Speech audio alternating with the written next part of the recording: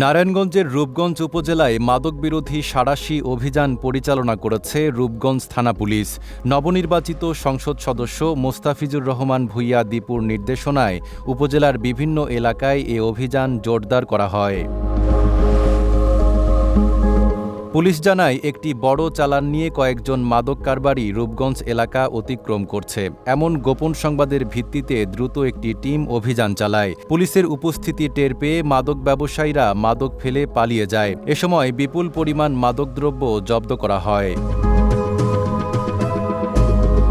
এ ঘটনায় জেলা পুলিশের সিনিয়র সহকারী পুলিশ সুপার মেহেদী ইসলাম জানান, গোপন সংবাদের ভিত্তিতে অভিযান চালিয়ে প্রায় 450 বোতল ফেন্সিডিল ও 60 কেজির মতো গাঁজা উদ্ধার করা হয়। এ বিষয়ে আইনগত ব্যবস্থা প্রক্রিয়াধীন রয়েছে।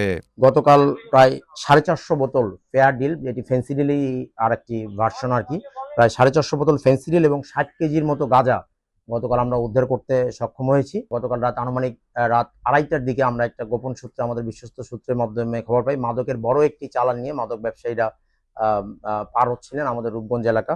তো এই সংবাদের ভিত্তিতে আমরা দ্রুত আমাদের একটা টিম রেডি করি এবং আমি এবং আমার রূপগঞ্জ থানার অফিসার ইনচার্জ জনাব সফজল হোসেনের নেতৃত্বে আমরা একটা অভিযানিক দল দ্রুত ঘটনাস্থলটাকে কর্ডন করি।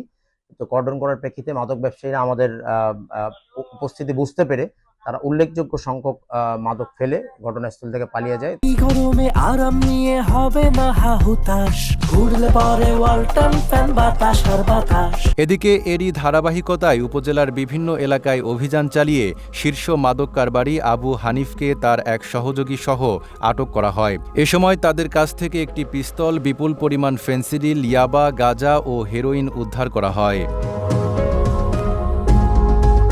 অভিযানের সময় আটক এড়াতে এবং এলাকায় আতঙ্ক সৃষ্টি করতে মাদক কারবারিরা কয়েক রাউন্ড গুলি ছোড়ে এবং নেতাকর্মীদের ওপর হামলা চালায়। এতে যুবদলের 8 জন নেতাকর্মী আহত হন।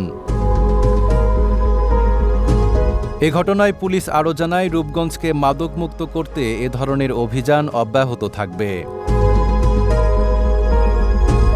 নাইম আরাবি, ঢাকা পোস্ট।